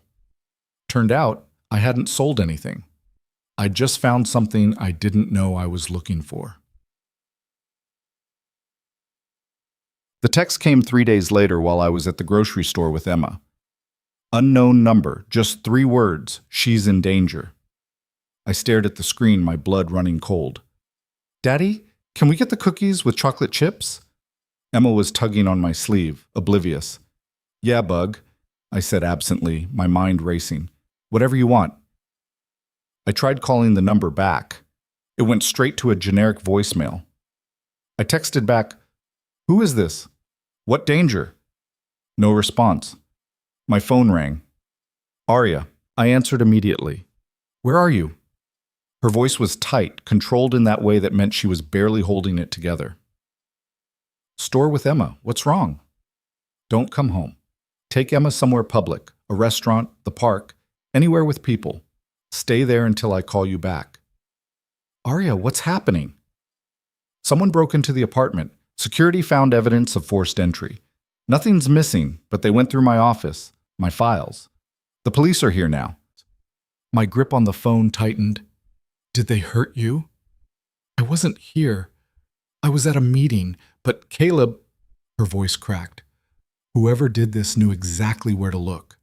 They went straight for personal documents, photos of Emma, your information. This wasn't random. The text, she's in danger. I got a message, I said. Unknown number. It said, "She's in danger." I thought it was spam, but it wasn't spam, Arya said. Someone's targeting us, targeting our family. Emma was looking up at me now, her expression worried. I forced a smile. Mom's fine, Bug. Just some work stuff. Let's go get ice cream, okay? Okay, she said uncertainly. To Arya, we'll go to that place on 5th, the one with the outdoor seating. Call me as soon as you know more. I will. And Caleb, don't let Emma out of your sight. She hung up, and I stood there in the middle of the grocery store, my daughter looking up at me with Sarah's eyes, and felt fear like I hadn't felt since the day the doctors told me there was nothing more they could do to her. The ice cream shop was crowded, which I counted as a good thing. Emma chattered about school while I watched every person who came through the door, every car that slowed down outside. My phone buzzed. A text from an unknown number, the same one as before. Richard Castellano sends his regards. Enjoy your family while you have it. I nearly dropped the phone. Richard. Of course it was Richard. He'd lost his job, his reputation, his shot at taking over Meridian. And now he was coming after the one thing I couldn't afford to lose. Another text. One phone call to Child Protective Services. That's all it takes. Single father married to his boss under fraudulent pretenses. Daughter exposed to media circus. They'll have Emma in foster care before you can lawyer up. My hands were shaking. Emma noticed. Daddy, you okay? Fine, sweetheart. Just cold in here. But I wasn't fine. I was calculating how fast I could get Emma somewhere safe, somewhere Richard couldn't touch her. My mind went to places I didn't want it to go, taking her and running, disappearing, starting over somewhere he'd never find us. My phone rang. Arya. Police think it was a professional job, she said without preamble. No fingerprints, no forced locks. They had keys or knew how to bypass security. They're reviewing building footage, but it's Richard, I said. He texted me. He's threatening to call CPS, take Emma away. Silence on the other end. Then, very quietly, he can't do that. We have lawyers, he can try. And even if he doesn't succeed, the investigation alone would destroy Emma. Having strangers asking her questions, evaluating our home, deciding if we're fit parents.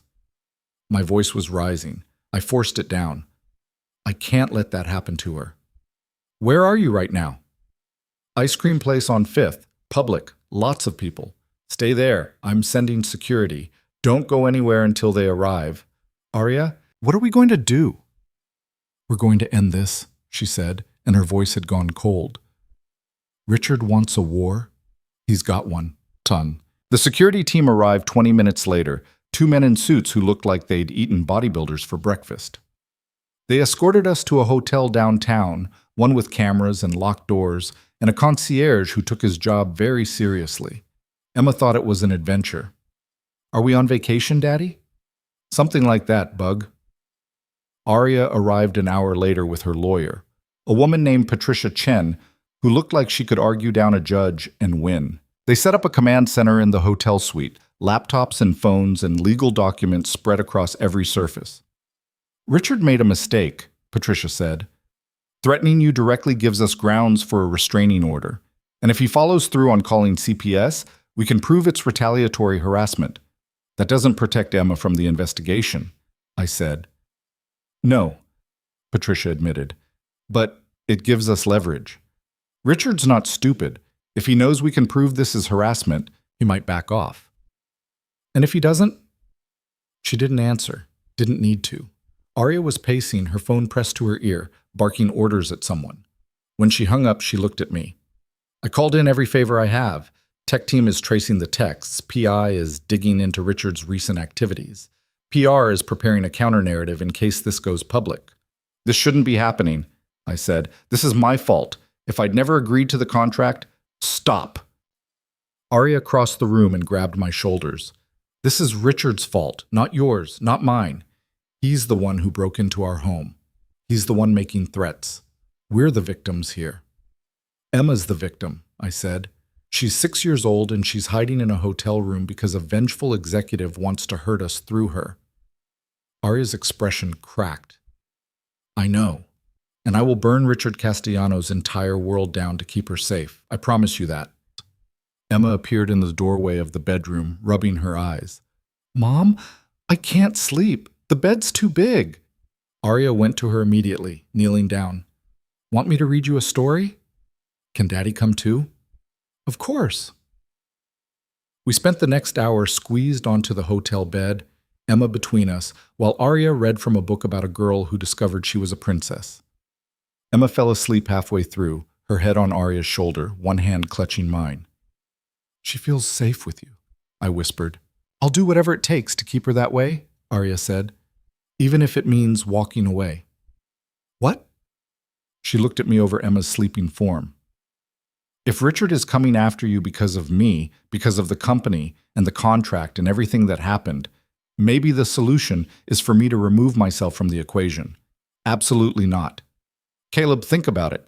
If I step down from Meridian, if I end our relationship publicly, Richard loses his leverage. He's only doing this to hurt me.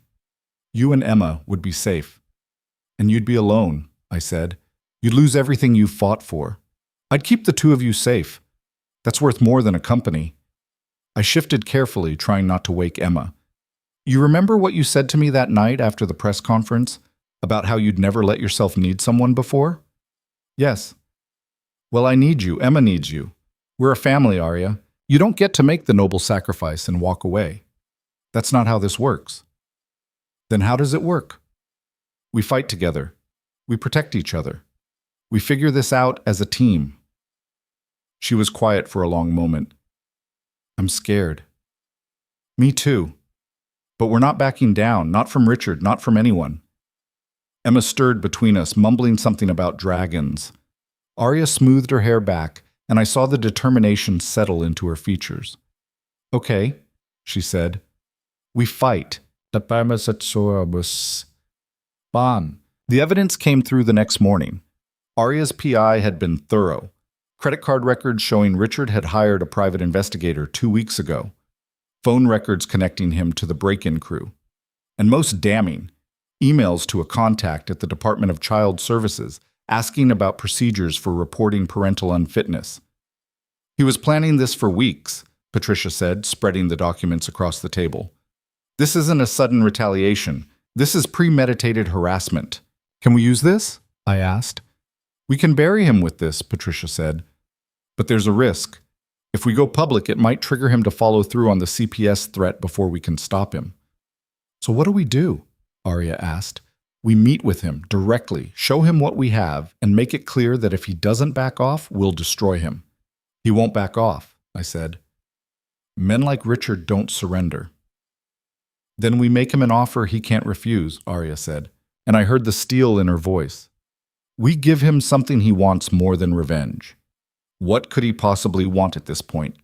She smiled, but it didn't reach her eyes. His reputation back, his career, a way out of this mess that doesn't end with him unemployable and facing criminal charges. Patricia caught on immediately. You want to offer him a settlement. A confidential one. We don't press charges for the break-in or the harassment. We provide a neutral reference for future employment.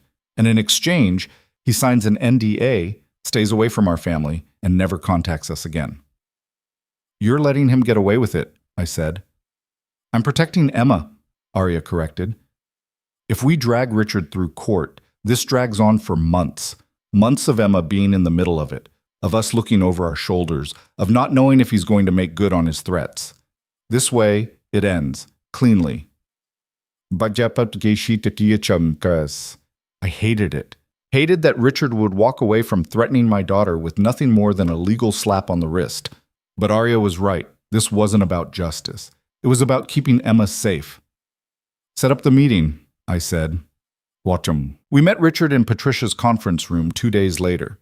He walked in looking haggard, his suit wrinkled, his eyes red-rimmed, his confident swagger replaced with something defensive and cornered. A man who knew he'd overplayed his hand. Arya, he said, his voice tight. Caleb. Richard, Arya said coolly. Thank you for coming. Did I have a choice? Patricia slid a folder across the table. That contains evidence linking you to the break-in at Ms. Blake's residence, the threatening text messages sent to Mr. Hayes, and your communications with Child Protective Services regarding Emma Hayes. Any one of these would be sufficient grounds for criminal prosecution. Richard opened the folder, scanned the contents, and went pale.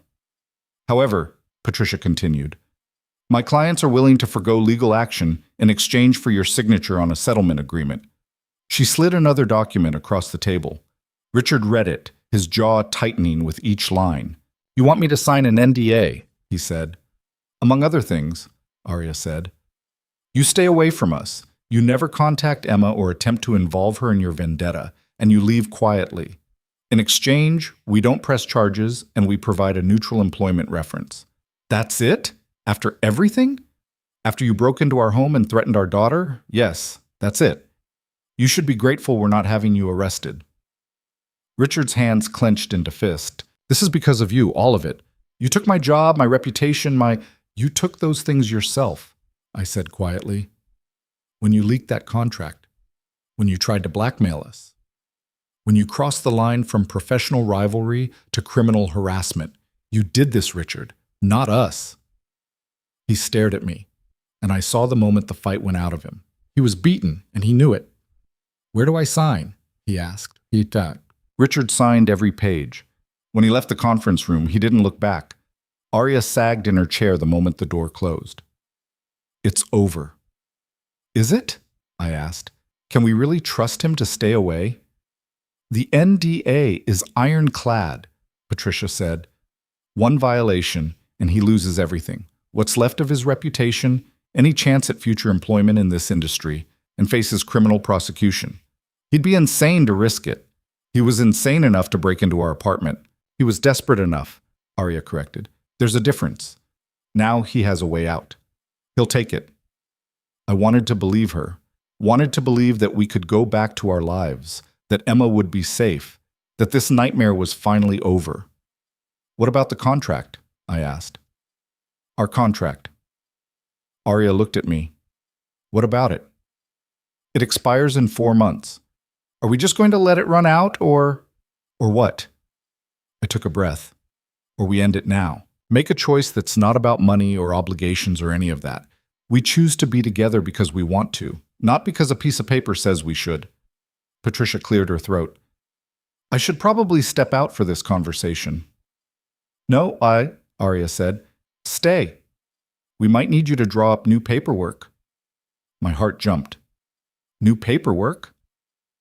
Arya reached across the table and took my hand. The contract was always about protecting myself, protecting my position, but I don't need that anymore. What I need is you, and Emma, and a family that's real, not constructed. So yes, we end the contract, right now, and we start over. Start over how? She smiled, and it was the first real smile I'd seen from her in days. However we want. No rules, no terms, no expiration date. Just us, figuring it out as we go. Patricia was already pulling out her laptop. I can have termination papers drawn up by end of day. Do it, I said, not taking my eyes off Arya. One condition, Arya said. What? Move out of the penthouse. I blinked. What? It's my space, my life before you. I want us to find a place that's ours, all three of us. Something that feels like a home, not a showcase. You want to give up the penthouse? I want to build something new, she said, with you. Patricia was grinning now. I'll add that to the new agreement. Joint living arrangement, shared expenses, equal partnership. Not an agreement, I said. A life. A life? Arya repeated, and she was crying again, but this time from happiness. We signed the termination papers that afternoon. Watching Arya initial the final page felt surreal, like we were burning down the thing that had brought us together so we could build something better from the ashes. We told Emma that night over pizza in the hotel room.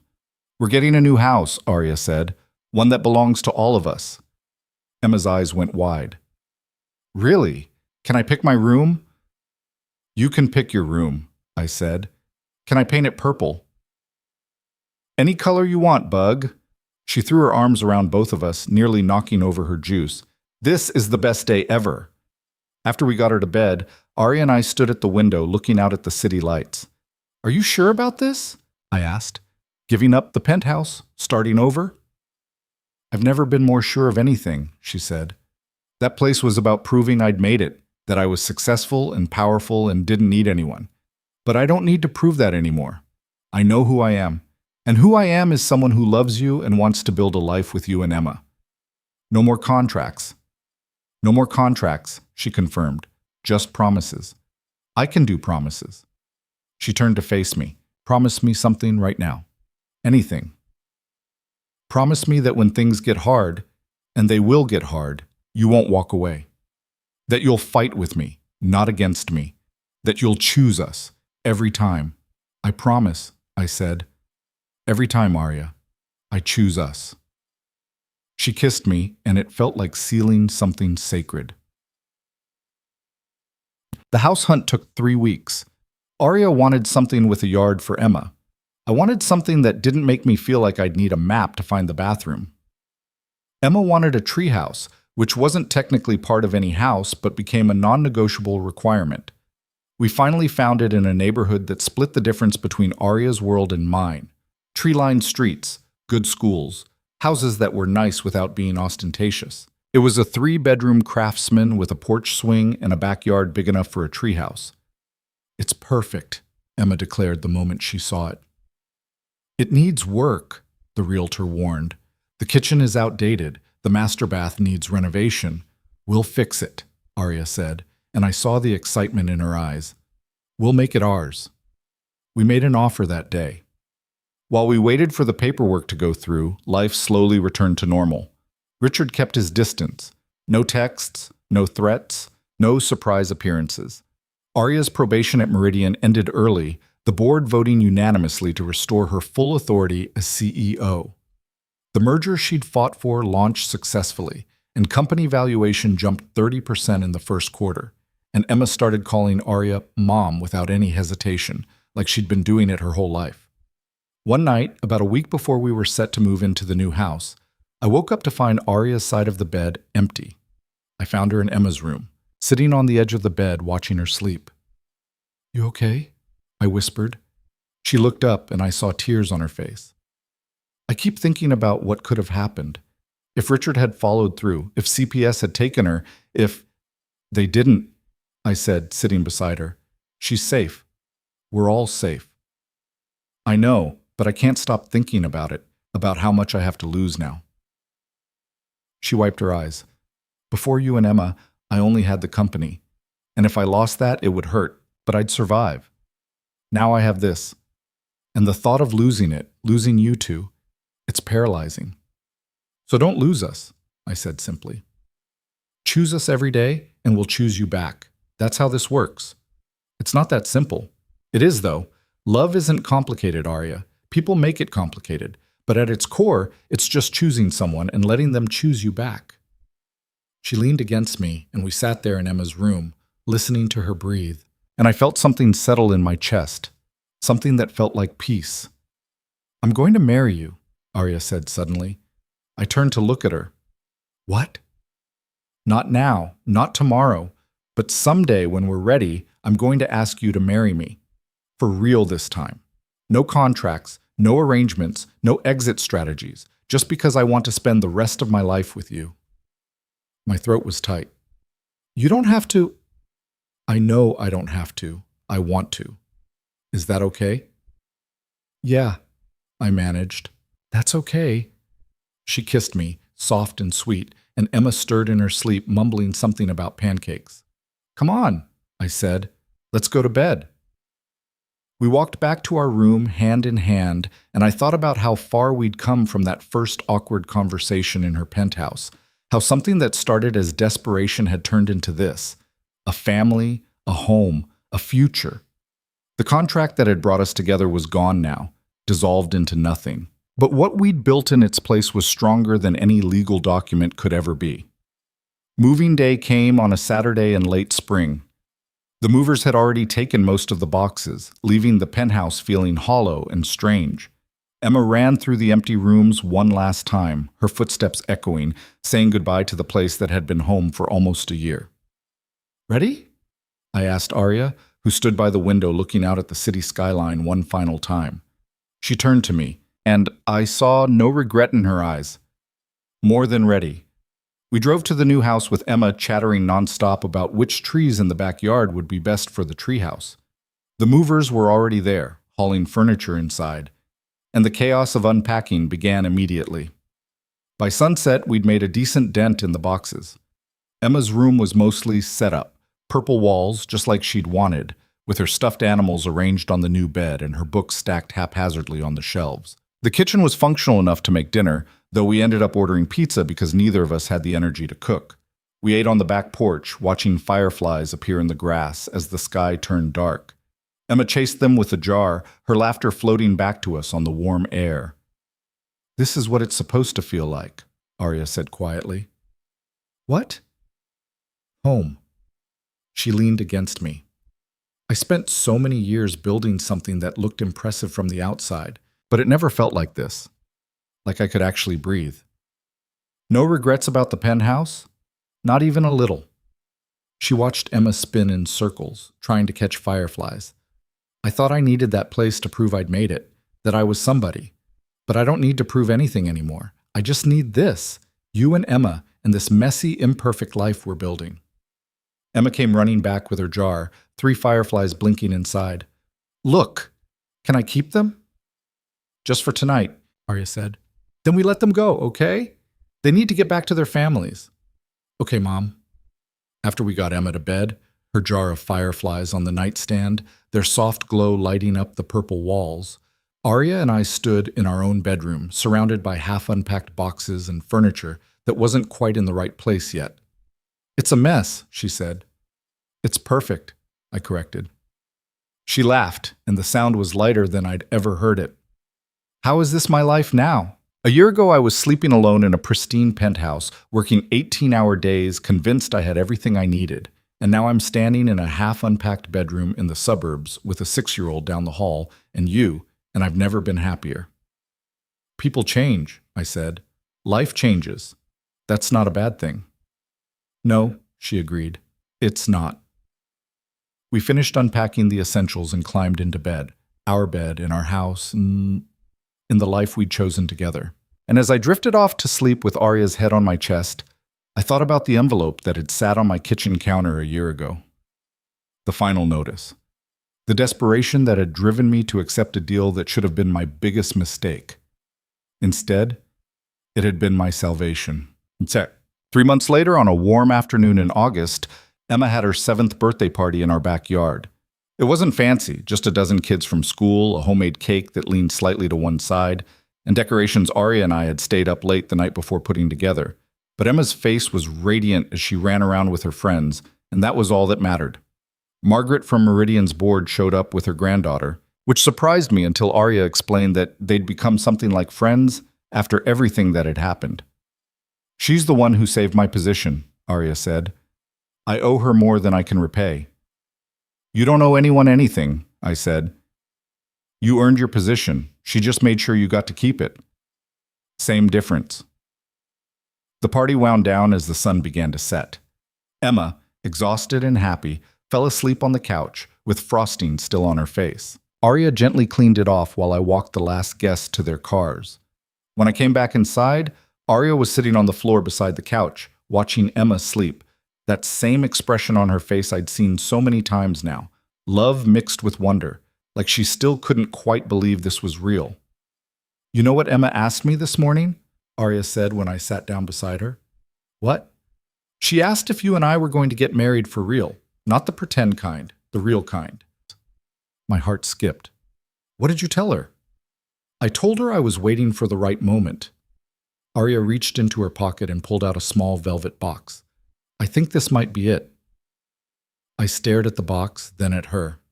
"Arya, I know I said someday," she said, and her hands were shaking slightly. "But I don't want to wait for someday. I want to marry you, Caleb. Not because a board thinks I should or because it solves some problem. I want to marry you because I love you, because you're the best person I know, because I want to spend the rest of my life making burnt pancakes with you and raising Emma and building this life we've started." She opened the box. Inside was a simple gold band, elegant and understated, so perfectly her it made my chest ache. "I know this is unconventional, she continued, talking faster now, nervous in a way I rarely saw her. I know traditionally the man is supposed to ask, but nothing about us has been traditional, so I figured why start now? And if you're not ready, if you need time, I kissed her, soft and sure and full of every answer she needed. When I pulled back, I said, yes. Yes? Yes, I'll marry you, for real this time, forever this time. Her laugh was half sob as she slid the ring onto my finger. It fit perfectly. Of course it did. Arya didn't do anything halfway. I love you, she said. I'm probably going to say it too much now that I've started, but I don't care. I love you. I love you too, I said, and you can say it as much as you want. I'm never going to get tired of hearing it. We sat there on the floor beside our sleeping daughter, holding each other, and I thought about how strange life was, how the worst moments could lead to the best ones, how desperation and fear could transform into hope and love, how a contract meant to be temporary could become the foundation for something permanent. Emma stirred on the couch, her eyes fluttering open. She saw us sitting there and smiled sleepily. Did you say yes, Daddy? I blinked. You knew? Mom told me she was going to ask you today. I helped pick the ring. Arya laughed. I couldn't keep a secret from her. She's too smart. So you said yes? Emma asked again. I said yes, Bug. She scrambled off the couch and threw herself at us, and we caught her in a hug that felt like coming home. We're going to be a real family now, Emma said. We've been a real family for a while, I told her. This just makes it official. Good, she said, because I was worried you might leave. The words hit me harder than they should have. Emma, I'm never leaving. Neither is Mom. We're all staying together, okay? That's a promise. Forever promise? Forever promise, Arya and I said together. She nodded, satisfied, and went back to the couch to finish her nap. Arya and I stayed on the floor, my arm around her shoulders, her hand in mine, the ring catching the last rays of sunlight coming through the window. We did it, she said quietly.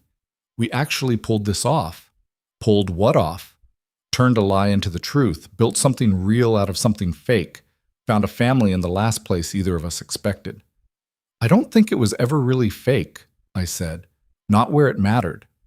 Maybe we needed the contract to push us together, but everything that came after, that was real from the start.